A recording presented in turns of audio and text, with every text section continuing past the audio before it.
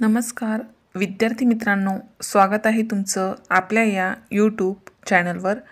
तुम्ही जर या चॅनलवर नवीन असाल तर सबस्क्राईब करायला विसरू नका। आज आपण पाहणार आहोत वर्ग 7वी, विषय सामान्य विज्ञान, प्रकरण 7वे, गती, बल व कार्य। आज आपल्याला या प्रकरणाचा अभ्यास स्वाध्याय, उपक्रम, गृहपाठ याच्या माध्यमातून अगदी सविस्तर, व्यवस्थित, काळजीपूर्वक प्रत्येक प्रश्नाचा अभ्यास करून गती, बल व कार्य हे प्रकरण समजून घ्यायचं आहे। चला तर मग स्वाध्यायाला सुरुवात करूया। स्वाध्यायामध्ये प्रश्न पहिला, रिकाम्या जागी कंसातील योग्य पर्याय लिहा। कंसामधील पर्यायाचे आपण वाचन करूया। तर ते पर्याय आहेत स्थिर, शून्य, बदलती, एकसमान, विस्थापन, वेग, चाल, त्वरण। स्थिर परंतु शून्य नाही, वाढते। आता या पर्यायावर आधारित खाली काही रिकाम्या जागा दिल्या आहेत, त्या आपण पूर्ण करूया। तर त्यामध्ये पहिलं विधान आहे अ, जर एखादी वस्तू वेळेच्या समप्रमाणात अंतर कापत असेल तर त्या वस्तूची चाल रिकामी जागा असते। उत्तर एकसमान हे उत्तर वर दिलेल्या पर्यायामधून आपल्याला निवडायचं आहे। तर पूर्ण विधान, जर एखादी वस्तू वेळेच्या समप्रमाणात अंतर कापत असेल तर त्या वस्तूची चाल एकसमान असते। दुसरे विधान आहे, जर वस्तू एकसमान वेगाने जात असेल तर तिथे त्वरण रिकामी जागा असते। उत्तर शून्य। जर वस्तू एकसमान वेगाने जात असेल तर तिथे त्वरण शून्य असते। तिसरे विधान आहे ई, रिकामी जागा ही राशी अदिश राशी आहे। उत्तर चाल, चाल ही राशी अदिश राशी आहे।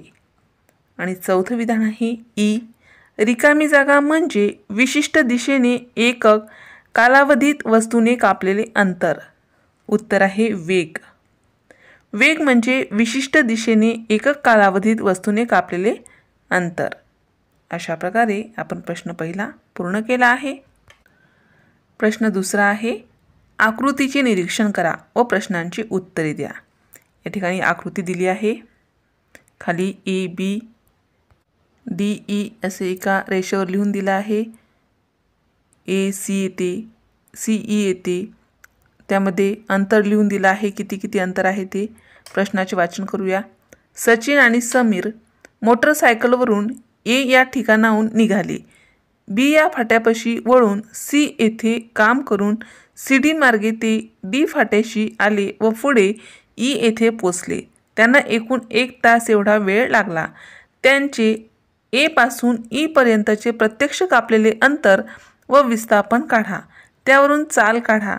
ए पासून ई पर्यंत ए ई या दिशेने त्यांचा वेग किती होता, या वेगाला सरासरी वेग म्हणता येईल का?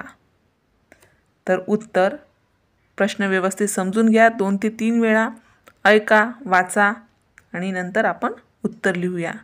तर उत्तर, सचिन आणि समीरने कापलेले अंतर ए ते बी 3 किमी, बी ते सी 4 किमी, सी ते डी 5 किमी आणि डी ते ई 3 किमी। एकूण अंतर आहे 3 अधिक 4 अधिक 5 अधिक 3, ते होते 15 किमी। प्रत्यक्ष कापलेले अंतर झाले 15 किलोमीटर।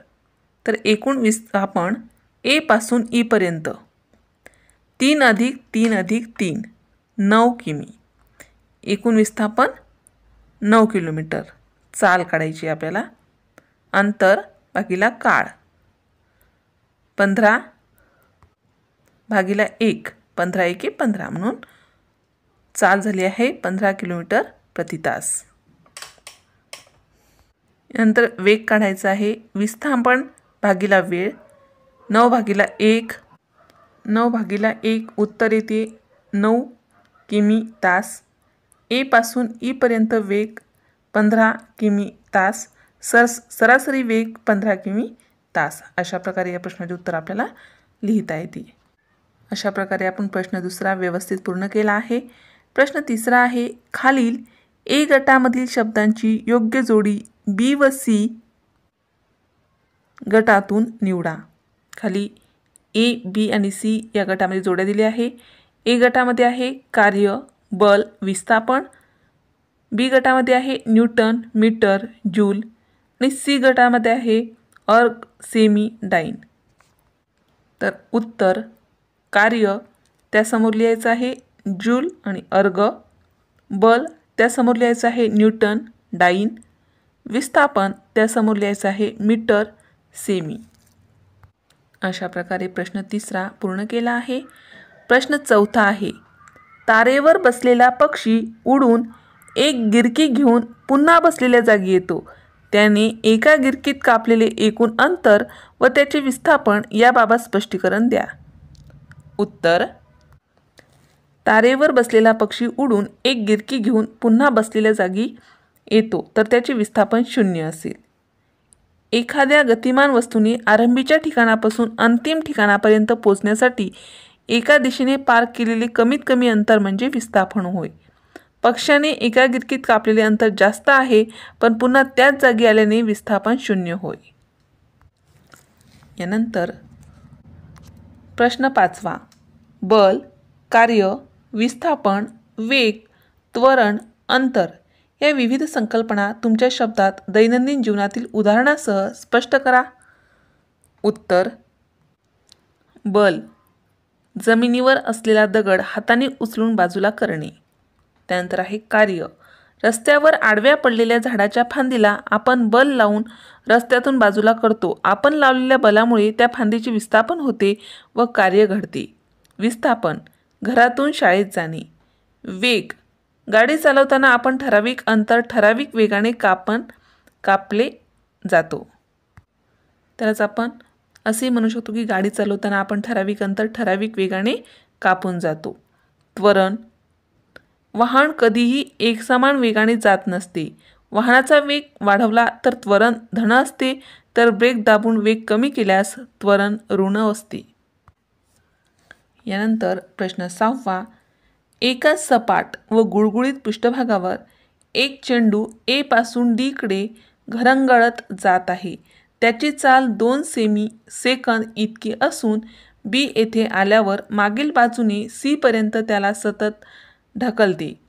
सी आणि डी येथे गेल्यावर त्याची चाल 4 सेमी सेकंद झाली।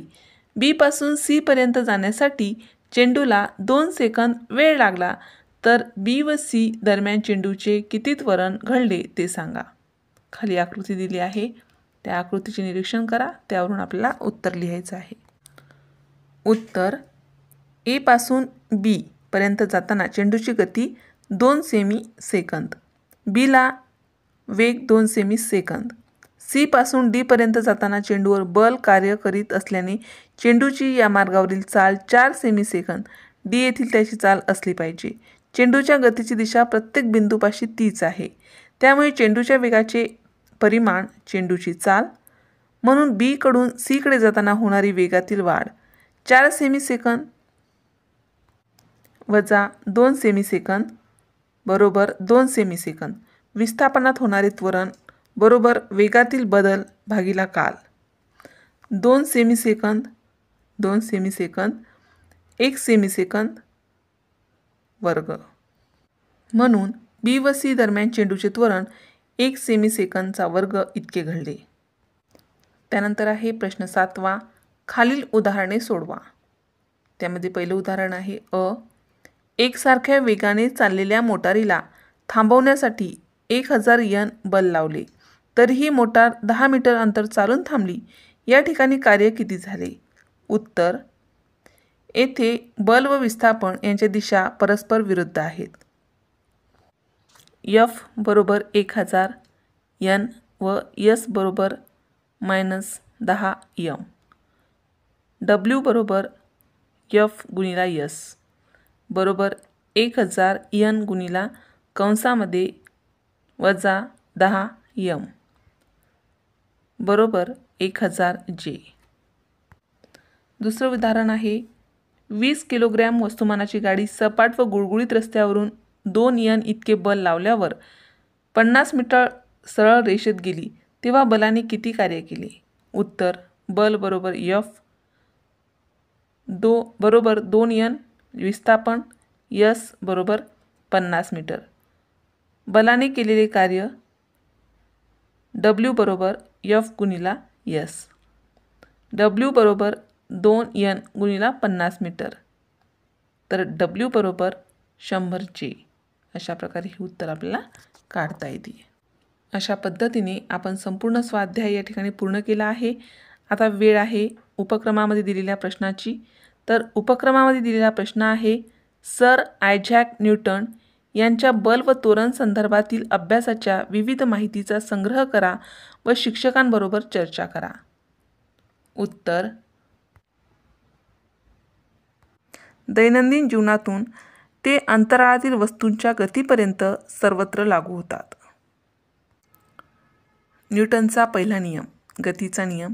सारांश: एखादी वस्तू जर बाह्य बलाच्या प्रभावाशिवाय स्थिर स्थितीत असेल किंवा एकसमान सरळ रेषेत गती करत असेल तर ती वस्तू त्याच स्थितीत राहील. स्पष्टीकरण: वस्तूंना त्यांच्या स्थितीत बदल करायला बाह्य बलाची आवश्यकता असते. ही स्थिती जडत्व म्हणून ओळखली जाते. न्यूटनचा दुसरा नियम, त्याला बल व त्वरण यांचे संबंध. सूत्र F बरोबर M गुणिला. F बरोबर म्हणजेच बल न्यूटनमध्ये मोजले जाते. M वस्तूचे वस्तुमान किलोमध्ये मोजले जाते. त्वरण लाच ॲक्सेलरेशन M भागिला S2 मध्ये मोजले जाते. स्पष्टीकरण: जर एखाद्या वस्तूवर बल लावले तर ती त्वरण प्राप्त करते आणि त्वरणाची मात्रा त्या वस्तूच्या वस्तुमानावर अवलंबून असते. अधिक वस्तुमान असलेल्या वस्तूवर तेवढे अधिक बल लागते. उदाहरण: जर तुम्ही दोन वेगवेगळ्या वस्तू, एक हलकी व एक जड, एक समान बलाने ढकलाल तर हलकी वस्तू अधिक त्वरण प्राप्त करेल. न्यूटनचा तिसरा नियम, क्रिया प्रतिक्रिया नियम. सारांश: प्रत्येक क्रियेला सम आणि विरुद्ध प्रतिक्रिया असते. F1 बरोबर डॅश F. स्पष्टीकरण: उदाहरणार्थ, जर आपण भिंतीला हाताने ढकलले तर भिंत आपल्यावर समान परंतु विरुद्ध दिशेने बल लागू करते. त्वरण: त्वरण म्हणजे वस्तूच्या वेगात बदल होणे. याचे मुख्य कारण वस्तूवर लावलेले बल असते. एकक M भागिला S चा वर्ग मीटर प्रति सेकंदाची चौरस. उदाहरण: जर गाडीवर अधिक गती मिळवण्यासाठी इंजिनमध्ये अधिक बल दिले तर ती अधिक त्वरणाने गती वाढवेल. दैनंदिन जीवनातील उदाहरणे: कारचे ब्रेक लावल्यावर ती थांबते. ब्रेकवरून बल लावल्यामुळे त्वरण उलट दिशेने होते. फुटबॉल बॉलला पायाने मारले, बल लागू करून बॉल त्वरणास सुरुवात करतो. बसने थांबताना प्रवासी पुढे झुकतात. जडत्वामुळे त्यांच्या शरीराची गती बदलते. समारोप: सर आयझॅक न्यूटन यांनी दिलेले बल आणि त्वरणाचे नियम आधुनिक भौतिकशास्त्राचा पाया आहेत. हे नियम केवळ प्रयोगशाळेपुरते मर्यादित नसून आपल्या रोजच्या दैनंदिन क्रिया, वाहनचालन, यांत्रिकी व अंतराळ विज्ञानात मोठ्या प्रमाणात उपयोगात येतात. न्यूटनच्या नियमामुळे आपण वस्तूंचे गती विश्लेषण, बलाचे मोजमाप आणि त्यांचे परिणाम सहज समजू शकतो. या नियमामुळे विज्ञान व तंत्रज्ञानाची प्रगती सुलभ झाली आहे. अशा प्रकारे आपण उपक्रमामध्ये दिलेल्या प्रश्नाचा सविस्तर अभ्यास केला आहे. आता वेळ आहे आजच्या गृहपाठाची. तर आजचा गृहपाठातील प्रश्न आहे, एका वाक्यात उत्तर लिहा. 2 प्रश्न आहेत. पहिला प्रश्न आहे गती म्हणजे काय आणि दुसरा प्रश्न आहे चाल म्हणजे काय. या प्रश्नाचे उत्तर लिहिण्यासाठी या प्रश्नाचे किंवा या प्रकरणाचे आणि या व्हिडिओचे 2 ते 3 वेळा वाचन करा. व्हिडिओ 2 वेळा काळजीपूर्वक पहा आणि या प्रश्नाचे उत्तर आठवणीने कमेंट बॉक्समध्ये पाठवा. अशा प्रकारे आपण वर्ग 7वी विषय सामान्य विज्ञान प्रकरण 7वे गती, बल व कार्य या प्रकरणाचा संपूर्ण स्वाध्याय, उपक्रम, गृहपाठ या ठिकाणी आपण अभ्यासला आहे. अशाच प्रकारचे विविध वर्गाचे, विविध विषयाचे स्वाध्यायासंबंधित, परीक्षेसंबंधित व्हिडिओ पाहण्यासाठी आपल्या या चॅनलला सबस्क्राईब करा. आम्ही बनवलेले सर्वच व्हिडिओ लवकरात लवकर तुमच्यापर्यंत पोहोचण्यासाठी बाजूला दिलेल्या बेल आयकॉन बटनवर क्लिक करा. तुम्हाला जर हा व्हिडिओ आवडला असेल तर नक्की लाईक करा. काही समस्या असेल, काही अडचण असेल तर कमेंट करा. शक्य असेल तर मित्रमैत्रिणींमध्ये शेअर करा. आणि सर्वात महत्त्वाचं म्हणजेच तुम्ही हा व्हिडिओ शेवटपर्यंत पाहिल्याबद्दल धन्यवाद.